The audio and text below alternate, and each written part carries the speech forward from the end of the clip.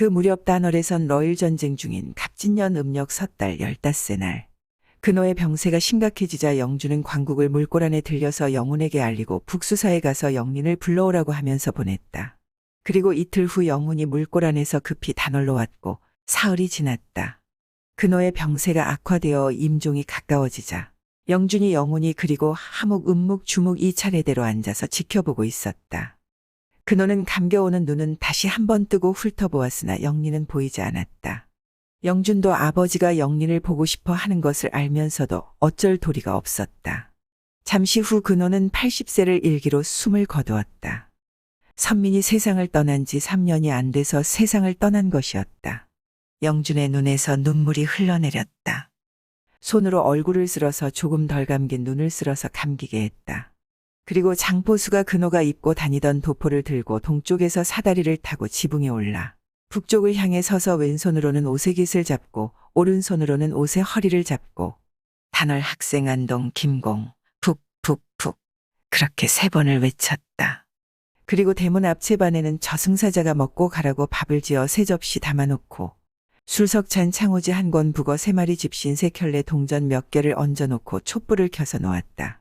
그리고 갯목 2개를 창호지로 싸서 나무판을 고이고 근호의 시신을 하묵과 둘이서 머리가 남쪽으로 가게 옮기고 머리는 조금 낮은 베개를 받치고 다리를 펴고 햇솜을 가지고 코와 귀 항문을 막고 입을 다물게 한 다음 오른손을 먼저 곧게 펴서 놓고 다시 왼손을 곧게 펴서 오른손 위에 올려놓고 창호지로 묶고 다리도 똑바로 하여 창호지로 묶었다. 그리고 얼굴에 창호지를 덮고 혼이불을 덮고 병풍을 둘러쳤다. 지금의 동두천 답거리에서 젊은 나이에 단월로 와서 집안을 부흥시키고 증손까지 보았으니 호상이라고 했다.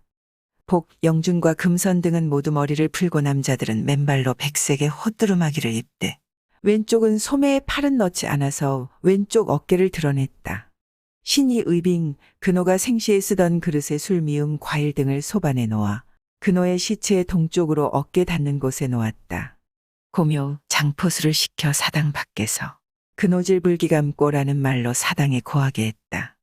그리고 그날 저녁 영린이 어두워진 동네 입구 산모롱이를 돌아서니 멀리 화토불이 보였다. 아, 그새 이 불효자의 얼굴도 못 보고 돌아가셨구나. 발걸음을 재촉하여 하단가에 도착하니 화토불가에 서 있던 몇 사람이 알아보고 영유가 왔네 했다. 이어 영준이 나와서 영린의 손을 이끌고 들어갔다. 근호의 시신 앞에 무릎을 꿇고 앉은 영린의 두 눈에서는 뜨거운 눈물이 확 쏟아져 나왔다. 뒤따라 들어온 광국도 무릎을 꿇고 한참을 말없이 눈물을 흘렸다. 그리고 전이 차려지고 올 사람이 다 왔으니 다음날 습에 들어갔다. 향나무 삶은 물로 시신을 정하게 씻기고 나서 수건으로 닦고 머리를 빗질한 후 상투를 들고 몇 년 전 윤달이 든 해에 지어놓은 적삼고의 보랏빛 저고리 남빛 두루마기 바지 행전 벗은 허리띠 데님 복건 검은 공단 만건 명모 얼굴을 싸는 천악수 손을 싸는 천신들 매심에 대대 조대실로 짠띠 충이 귀마기 등을 금선이 꺼내왔다.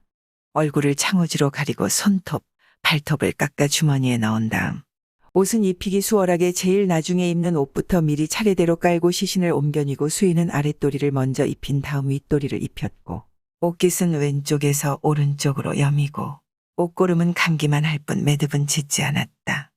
버선을 신기고 데님을 매주고 옷은 오른쪽으로 여미어 요대 대대 행전 습신 폭건 두건 만건 명목 충의 악수 속포 턱받침까지 갖춰 입히고 반암 시신의 입에서 솜을 빼내고 구슬을 넣고 쌀을 버드나무 숟가락으로 떠넣으며 천석이여 이천석이여 삼천석이여 라고 외쳤다. 그리고 끼니 때마다 소반의 상식을 올렸다. 다음날 목수를 불러서 관을 만드는 치관을 시작했다. 몇 해 전 영준이 선산에서 제일 좋은 소나무를 잘라서 새치가 조금 넘게 여러 쪽을 켜서 근호와 선민을 위해 준비해둔 옹이 없는 송판으로 관을 짜고 얼마 전에 베어온 밤나무로 높이 약 24cm, 너비는 9cm 정도로 하고 밑에 받치는 분은 12cm, 두께는 3.5cm가량으로 조주 신주를 만드는 일도 맡겼다. 그리고 소렴에 들어갔다. 새로 주가포에로 상을 차려 재를 올리고 나서 소렴을 시작했다. 마승면포 폭건잠을 내오고 깨끗한 돗자리를 깔아놓고 몇 년 전에 준비한 오리 가늘고 다듬이질을 잘해놓은 장포를 넉자 길이로 가로로 7겹을 까는데 다리를 묶을 부분은 넉자에서 조금 빠지게 깔고 몸을 묶은 부분은 넉자가 조금 넘게 깔았다. 그 위에 세로 길이로 10자를 잘라서 한 개를 편 다음 그 위에 지금 시신을 쌀 껴비을 을 펴놓고 먼저 베개를 빼내고 명주를 깔고 시신을 옮겨놓고 손을 악수로 싸매고 두 귀와 콧구멍은 깨끗한 솜으로 틀어막았다. 눈은 명목으로 싸맨 다음 머리는 두건 복건만건으로 쌌다. 두 손은 배 위에 모으고 창우지로 어깨의 빈 곳을 시신이 균형을 잃지 않게 채워넣고 허리들 빈 곳에도 괴고 이불을 감싸는데 먼저 발을 덮고 머리를 덮고 나서 왼쪽을 여미어 덮고 오른쪽을 덮었다. 그 다음 장포의 긴 쪽 양쪽 끝을 세 갈래로 찢어서 서로 잡아당겨 맨 다음 가로로 놓은 장포를 발 쪽부터 묶기 좋게 잘라서 세 갈래로 갈라서 두 사람이 양쪽에서 당겨서 꽁꽁 묶어가면서 적당한 길이로 자르고 가르고 묶고 모두 21매를 묶어 나가는데 한겨울인데도 땀을 뻘뻘 흘리며 묶었다. 소렴이 끝나고 괄발이라 하여 영준과 금선은 머리를 삼끈으로 묶은 다음 삼끈 한 끝을 따리처럼 틀고 두건을 쓰며 흰옷의 중단을 입고 행전을 치고 보기는 모두 시체 앞에 늘어섰다. 영자를 꾸미는데 교위에는 명주실 세 가닥으로 사람이 이불을 덮고 있는 형상의 혼백을 호상을 맡은 박진사가 접어서 얹고 명정도 만들어 세워놓았다. 계영역이라고 영준이 박진사와 함께 젊은 사역군 20여 명을 데리고 벚곡의 선산으로 갔다. 선산은 근호가 자신과 후손을 위하여 몇 년 전에 사놓았는데 사기 전에 박기련이 미리 산세를 살펴보고 괜찮다는 의견이 있어서 산 것이었다. 선민과 합장을 할 산소에 올라 먼저 묘열 애편마를 세우고 산신제를 지내고 차일을 치고 영린의 친구 계명이 친이철을 놓고 개토제를 지내고 금정기를 놓고 찬광 땅을 파기 시작했다. 땅이 얼기 시작해 단단해 파기가 힘들었다. 선산을 내려오면서 영주는 산 위를 여러 번 올려다보았다. 지난번 어머니 장사 때에는 뱃줄을 걸어 상여를 당겼으나 이번엔 광목 여러 피를 뱃줄을 써야겠다고 생각을 했다. 다음 날 대렴이 하는데 먼저 갯목을 들여다 놓고 그 위에 너를 올려놓고 마른 수건으로 너의 안쪽을 닦아내고 숯가루를 고루 펴고 창호지를 깔았다. 그 위에 오픈 송판으로 칠성판을 만드는데 판면에 구멍을 뚫어 북두칠성 모양을 표시한 것을 깔고 지호를 편 다음 베개를 놓았다. 중목 3개를 상중 하로 널 위에 걸쳐놓고 혼이불을 깔고 먼저 횡교 이폭반을 중목 위에 안배하고 다시 종교를 폈다. 대령금을 깔고 도포를 놓고 시신을 모셔놓고 발을 가린 다음 머리를 가리고 왼쪽을 여미고 다시 오른쪽을 여민 다음 종교 양끝을 셋으로 쪼개어 묶었다. 횡교는 양쪽을 쪼개어 5매를 묶었다. 영준을 비롯한 자손들이 손을 씻고 재물을 차려놓고 곡을 하고 혼입을 자락을 팽팽하게 당기면서 시신을 들고 중목을 빼고 서서히 늦추어서 시신을 관속에 안치했다. 그리고 수시대에 깎아서 모셔둔 머리털 주머니는 머리 쪽에, 손톱을 양 어깨 위에, 발톱은 발 아래 양쪽에 5개의 주머니를 넣고 혼이불을 싸매어 덮고 보공을 하는데 근호가 생전에 입던 옷을 관의 빈 곳을 시신이 움직이지 않게 비겨 넣었다. 그리고 모두 곡을 하는 가운데 청개 관뚜껑을 덮고 은정나무못을 받고 녹은 50발로 내 결관관을 묶는 을 한 다음 초석으로 관을 감싸고 다시 동아줄로 외결관을 하였다. 청금 안쪽을 흰색 밖은 검은색을 덮고 명정을 덮은 다음 구이관을 덮는 것으로 무명배로 만든 겉은 검정색, 안은 붉은색의 관을 덮는 을 덮고 병풍으로 가렸다. 대렴이 끝나고 자기려라고 빈소 옆에 지프로 여막. 상청은 상중에 죽은 이의 혼백 또는 신주를 모셔두는 곳으로 빈소 괴연, 영연, 빈실 등으로 부르며 습을 마친 뒤에 설치하는데 광목으로 두루기도 함을 지었는데 크기는 반칸쯤 하고 천장과 3면을 가린 다음 바닥에는 거적을 펴놓고 그 위에 집베개를 만들어 놓았다. 집베개 앞에는 소방석을 놓아 문상객에 조석하는데 쓰였다. 대렴 후에는 대곡을 그치고 일출 때와 황혼에 곡하는데 이때는 배례는 하지 않고 다만 입곡만 했다. 성복 전에는 손님이 와도 빈소 밖에서 입곡하고 상제와의 정식 조문은 하고 있지 않다가 성복 후에 비로소 조례가 이루어진다. 다음 날 아침에 성복이 있었다. 영준 영린을 비롯한 남자들을 동쪽으로 늘어섰고 금선을 비롯한 여자들을 서쪽에 늘어섰다. 영준과 영린의 최애 형태는 길이는 2척 2촌이고 폭은 한쪽이 2척 2촌, 좌우의 폭이 소매를 포함하여 각각 4척 4촌에다 소매 폭이 2척 2촌인데 소매의 부리가 1척 2촌이고 그 밑에 1척은 꿰매고 여기에 심장의 슬픔을 나타내는 것으로 너비 4촌, 길이 6촌의 3배를 심장이 있는 왼쪽 가슴에 다는 죄. 슬픔을 등에 짊어진 것을 나타내는 것으로 사방 1척 8촌의 3배를 등 쪽에 옷깃 밑에 령을 달고 슬픔을 어깨에 짊어진 것을 나타내는 것으로서 각기 사방의 8촌의 3배를 사용하여 그 양쪽을 꺾어 서로 붙여서 너비가 4촌이 되게 만들어 꿰맨 적 병령이라고 도함을 만들어 꿰매어 달았다. 그 밖에 너비 8촌, 길이 1척 6촌의 3배를 양쪽 밑에 사방 4촌을 잘라내고 중간 위를 정점으로 하여 좌우로 접어내려 가령을 다는데 앞깃으로 달고 뒷부분은 활중, 목덜미 둘레에 꿰맸고 가령 속에는 겁, 동굴의깃이라는 속깃에다. 3척 5촌의 3배를 사용하여 오른쪽 아래에서 1척을 남겨놓고 6촌을 잘라 들어가고 왼쪽 위에서 1척을 내려와 남겨놓고 6촌을 잘라 들어가서 자른 곳까지 서로 맞닿게 비스듬히 잘라서 이것을 반대로 양쪽 좌우를 서로 마주보게 애의 양쪽 옆에 꿰맸다.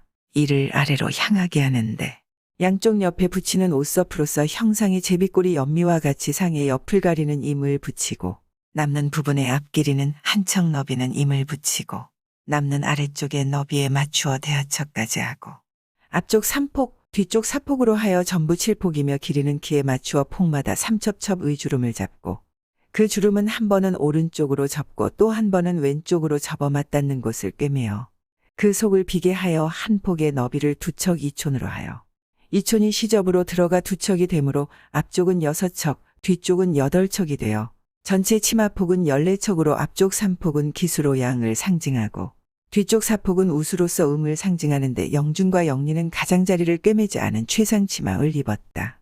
폭이 5촌 2푼 정도 되는 심지에 배를 싸서 길이는 머리 크기에 따라서 머리 위를 충분히 씌울 수 있는 길이로 하여 세로로 3개의 주름 3벽적 3냥을 잡아서 오른쪽으로 향하도록 접어서 음의 방향인 우양의 흉을 상징하게 상관을 만들고 상관의 받침인 문은 마승 한 가닥을 사용하여 이마 위로부터 이를 묶어 정수리의 뒤에 이르러 교차하여 앞을 지나 각각 귀에 이르러 이를 맺어서 물을 만든 다음 굴관 양쪽 끝을 모 안으로 넣어 밖으로 향해 도로 꺾어 무에 꿰매고 무에 남은 끈은 아래로 들이워서 영을 만들고 턱 아래에 메었다.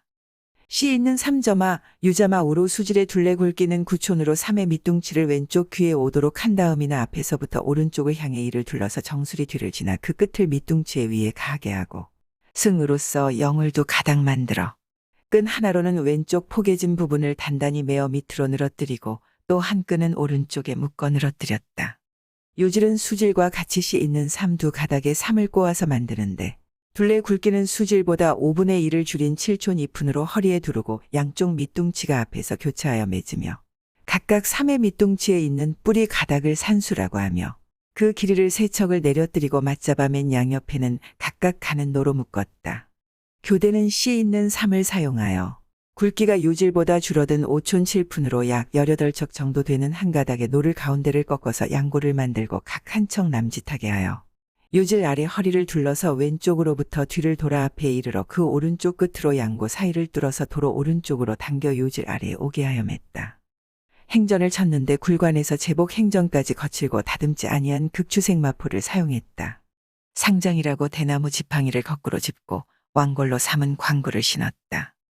금선은 큰 소매가 달린 상의와 긴 치마를 연결하여 만든 의상연애로 남자들의 최의와 1척 2촌 정도로 길이에 1척 2촌 정도의 소매를 달아서 상의를 금선의 체형에 맞게 만들어 입었고 치마 12폭은 상의 앞좌우 길에 3폭씩 하여 앞쪽 6폭, 뒤쪽 6폭에 12폭 치마상, 장군을 연결해서 가슴 앞에 최를 달고 등에는 부판, 어깨에는 척을 달고 깃도 달았지만 임과 대하 척은 달지 않았다. 머리에는 3폭에 가는 배로 만든 개두를 썼고 포총 일명 백댕기 백당지라는 헝겊으로 머리를 묶었고 대나무 비녀인 전개를 꽂고 수질 산수가 없는 요질 교대 상장구를 갖추어 입었다. 손주 며느리 효지는 포총을 하고 개암나무 비녀인 징계를 꽂고 백목으로 만들어 배로 싼 소 족두리를 쓰고 수질 산수가 없는 요질 교대 소구집신을 신었다. 기호에게로 입양 간 영호는 한 단계 낮은 상복을 입었고 하묵과 광국도 상복을 입고 큰 집으로 입양을 선호해 아들 영수부터 상훈이까지 6명의 조카들 그리고 결혼을 한 정덕을 비롯한 종손들을 중단에 건을 쓰고 그렇게 모두 멀고 가까움에 따라 상복을 했는데 건의 숫자가 50여 개, 행전의 숫자가 100켤레가 넘었고 광목으로 만든 중단이 30여 개가 넘었으니 온 동네 안악들이 장사 전날까지 바느질해야 했다. 남자들은 관의 동쪽 늘어서서 서쪽을 향해 서고 부인들은 관의 서쪽에 늘어서서 동쪽을 향해 서서 곡을 하면서 성복제를 지내고 조석으로 상식을 올리고 문상을 받는데 손이 오면 아이고 아이고 하면서 곡을 했고 손이 영자 앞에 나아가서 어이어이 하면서 곡을 한 다음 재배하는 동안에 영준과 영리는 곡을 그치고 반절을 한 뒤 영준 영린 앞으로 오면 영준 형제는 곡을 했고 손도 따라서 곡하다가 먼저 그치면 영준 형제가 손을 향해 재배하고 손은 영준 형제를 향해 답배하고 상사 말씀은 무슨 말씀을 하리까 또는 얼마나 망극하십니까 하고 인사말을 했고 영준 형제는 망극합니다 또는 애감합니다 라고 대답했다. 이런 절차가 끝난 뒤에 손이 일어서면 영준 형제는 일어나서 다시 재배하고 손은 답배한 뒤에 형제는 여막에서 곡을 하면서 보내고 손이 문을 나간 뒤에야 그쳤다. 그날 사람을 시켜서 장을 보아오게 하였고 사내는 생회를 사다가 흙과 섞어서 내일 장사에 차질이 없도록 준비를 했다. 그리고 떡을 7마리나 하느냐고 동네의 서너 집에 시로와 솥을 빌려서 쪄내고 발인 전날 아침에 복인이 모두 모여 조전을 올리고 영구를 사당에 옮긴 다음 중문 안에 놓고 영자를 차리고 곡을 했다. 사당에 고하는 절차가 끝내자 상여를 꾸민 상두꾼들이 빈 상여를 메고 동네를 한 바퀴 도는 대도리를 하고 나서 저녁 신시에 조전을 거행했다. 그리고 바깥마당에 광솔 불을 밝힌 가운데 멍석 넷잎을 깔고 조전을 지낸 재물을 동네 사람들이 둘러앉아 합류기로 된 동네에서 공동으로 쓰는 애 어른 손바닥만 한 떡에 여러 가지 전 쇠고기 한 점 북어 한 토막 산자 다식과줄 등을 골고루 이를 지시하는 사람이 확인된 사람 수에 맞게 나누어 담았다.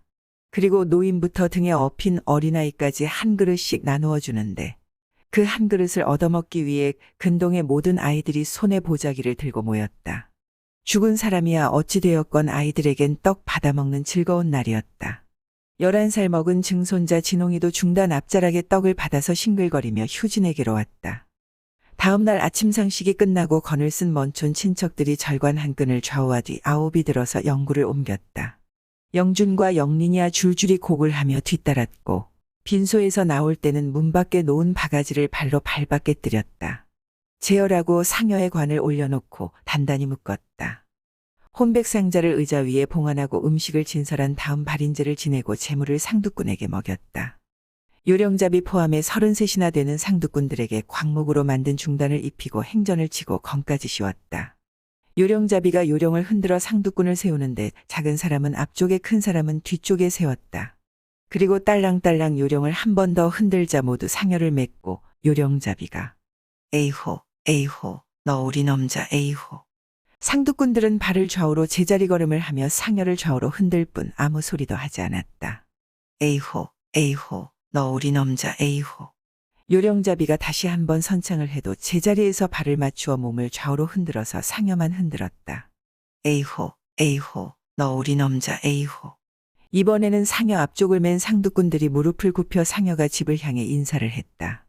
에이호 에이호 너 우리 넘자 에이호 그제야 상두꾼들이 에이호 에이호 너 우리 넘자 에이호 이제 가면 언제 오나 에이호 에이호 너 우리 넘자 에이호 저승길이 멀다더니 에이호 에이호 너 우리 넘자 에이호 대문 앞이 저승일세 에이호 에이호 너 우리 넘자 에이호 그렇게 떨어지지 않는 발걸음을 떼어놓는 것처럼 3번의 선소리 후 상여의 앞이 길을 향하면서 발을 맞추고 방향을 잡고 하는 사이에 명정 공포 혼백 2차례대로 서고 그 다음이 상여 상주복인 족에게 순으로 열을 지어 자연스럽게 대오가 갖춰지고 요령잡이의 선소리는 간다 간다 나는 간다 소리와 함께 상여가 움직이기 시작했다. 에이호 에이호 너 우리 넘자 에이호 황천길로 나는 간다. 에이호 에이호 너 우리 넘자 에이호 잘 있어라 잘 있어라 에이호 에이호 너 우리 넘자 에이호 북망산천 찾아간다. 에이호 에이호 너 우리 넘자 에이호 사설은 대개 회심곡에 나오는 걸 두서없이 요령잡이가 선소리를 매겼다. 당상악발 천년 살고 슬아자손 만대영화. 그 누군가 말했던가 인생 일장 일장 춘몽. 어제까지 상턴 몸이 오늘 아침 병이 들어. 부르느니 어머니요 마시느니 냉수로다. 무당 불러 굿을 한들 굿덕이나 있을 소냐.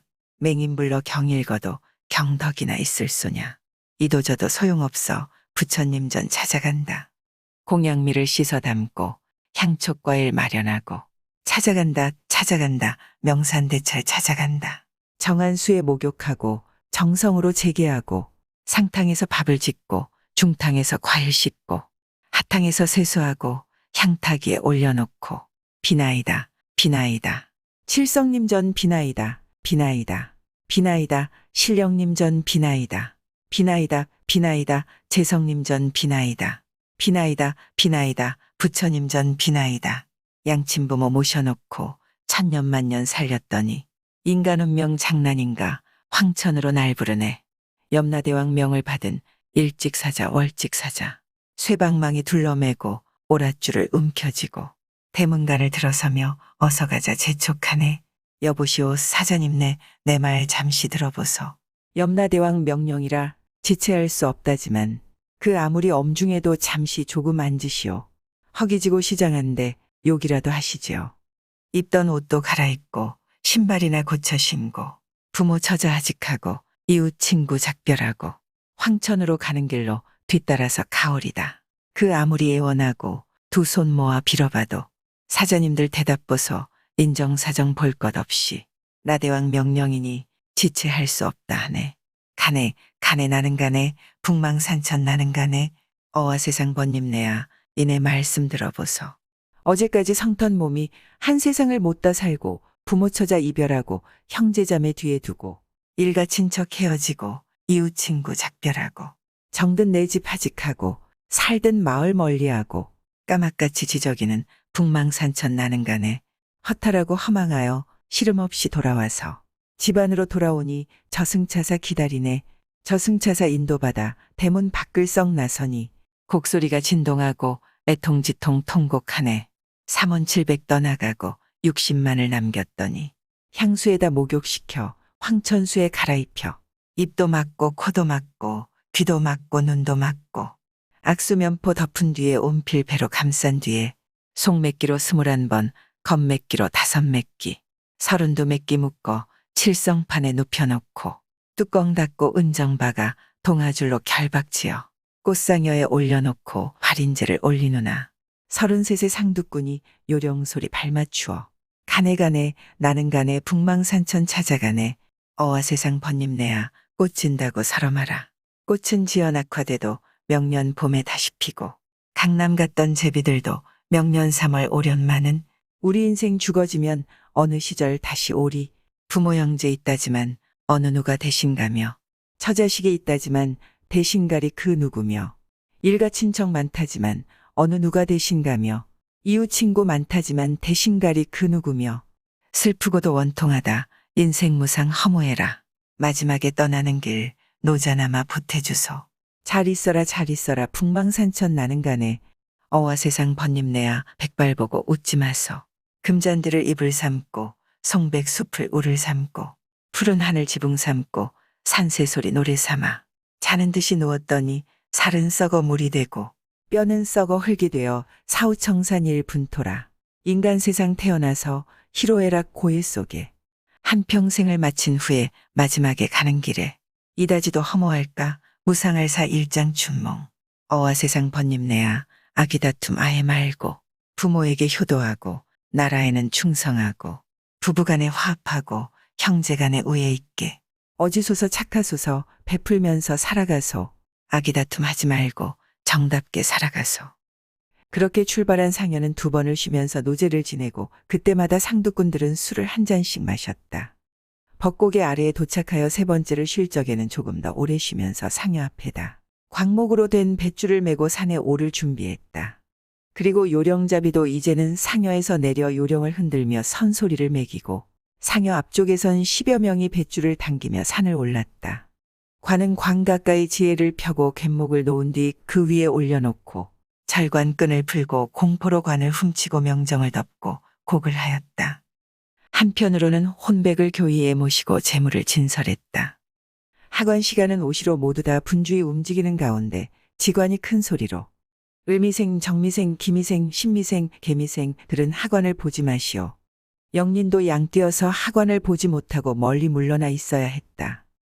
관은 줄을 2개를 걸어서 서서히 내리고 줄을 빼고 숫자가 쓰인 가행대 나무판 6개를 아래서부터 덮고 한 장을 현운 검은색과 붉은색 비단을 올려놓고 영준이 높이 들어 올려서 재배하고 현운을 넣고 덮는데 관을 다시는 보지 못하는 마지막이라 곡소리는 더 커지고 눈물을 흘렸다.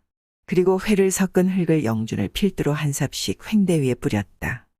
한자가량의 흙이 덮이고 회를 닦기 위해 6명이 상두꾼들이 상여 맬 때 썼던 연추대나 대나무를 하나씩 가지고 들어섰다. 여보시오 금정님들 회 한번 다져봅시다. 무슨 농성이나 하는 것처럼 대답이 없다. 애 허리 달쿵. 선소리하는 사람이 가장 늘어진 소리로 선소리를 했는데 대답이 없다. 애 허리 달쿵. 또 대답이 없다. 애 허리 달쿵. 애 허리 달쿵. 연추대나 긴막대를 2 손으로 하늘을 향해 높이 들어 다 내리면서 회를 닦기 시작했다. 여보시오 번님네들. 애 허리 달쿵. 이내 말씀 들어보소. 애 허리 달쿵. 아버님의 뼈를 모고 애 허리 달쿵. 어머님이 살을 빌어 애 허리 달쿵. 그렇게 회심꼭 사설을 선소리로 매기는데 점점 빨라지고 있었다. 그렇게 7번 흙을 넣고 다지고를 했다. 영좌의 동남쪽에 제상을 마련하고 그 서쪽에는 벼루와 필묵을 마련한 다음 제상의 맞은편에는 대야와 수건을 놓고 영준이 그 앞에 북향을 향해 섰다. 다음에 상주가 그 앞에 북향하여 서고 영달이 손을 씻고 신주를 내어 제상 위에 놓은 다음 박진사가 손을 씻고 서쪽을 향해 서서 신주의 현고학생 부군 신이 왼쪽에는 고혜자 영준 봉축이라고 쓴 다음 영달이 신주를 받들어 영화에 놓고 혼백을 상자에 넣어 그 뒤에 둔 다음 제상을 놓고 제찬을 진설 영준이 분양재배하고 뇌주재배를 한 다음 영달이 축판을 가지고 영준의 오른편에 꿇어앉아 축을 읽었다. 유세차 갑진 12월 정축삭 26 을사일 유왕영준 감소고우 토지지신 금이 학생 안동김공 평자유택 심기보우 비우감 근이 청작서수 지천우신 상향. 축이 끝나고 곡을 하면서 봉분이 완성된 앞쪽으로 한자 떨어진 곳에 근호가 생전에 쓰던 백자 사발지석을 엎어서 묻었다. 반호라고 영달이 신주를 영좌에 모시고 곡을 하면서 앞장서서 집으로 향하고 영준을 비롯한 상제들이 뒤를 따르며 개울을 건너거나 갈림길에서 크게 곡을 하였다. 집에 도착할 때는 막문이라고 곡을 크게 했고 집 안에 있던 금선 효진을 비롯한 여자들이 곡을 하며 맞았고 영달이 영자를 대청 위에 상청에 놓고 혼백은 신주 뒤에 놓고 대청에서 곡을 하고 집에 있던 사람들은 모두 재배를 했다. 바로 상을 차리고 초우제를 지내는데 영달이 초우축을 읽었다. 유세차 갑진 12월 정축삭 26을사일 고혜자 영준 감소고우 1월불거 엄급초우 수쿵야처 애모불령 근이 청작서수 애천엽사 상향. 고기 끝으로 철상을 하고 바로 여기저기 놓아서 골아떨어졌다. 닷새 동안 장사를 지내느냐고 모두 지쳐서 편한 자리를 찾아 잠이 들었고 간간히 코 고는 소리도 들렸다. 영준이 근호의 초상을 소 한 마리 값이 넘는 상당히 큰 비용을 들이게 된 것은 효자 정문을 받은 집안으로서 다른 사람들이 볼 때 이에 어긋나서 행여 흉이나 잡히지 않을까 하는 우려에서 무리했던 것이었다. 다음날 상식을 올리고 제우는 강일 이어서 다음날인 유일일에 제우를 지내고 마을 사람들을 불러서 그동안 고생을 해준 것에 대한 답례로 대접을 했다. 사무제를 지내고 가까운 친척들은 떠나고 성묘를 다녀오고 영훈이 떠나고 영린이 며칠 후 보현사로 떠나려 하니 영준이 졸곡을 지내고 떠나라고 붙잡아 결국 보름이 지나서 강일의 졸곡을 지내고 영린마저 떠나려 할 때 영준에게는 또 한 번의 시련이 닥쳤으니 아버지 장례를 치룬 지 열흘 만에 아내 금선이 세상을 떠나고 말아 영준은 또 한 번이 초상을 치러야 했다. 그리고 광국의 결혼도 다시 할아버지의 3년상 후로 미루어졌다. 그때 장례식에서의 관심사는 러일 전쟁이 대한제국의 운명이 걸린 것이라는 걸 모르는 채 누가 이기겠느냐가 관심이 있었지만 러시아에선 1월 22일 피해 일요일 사건이 발생했다.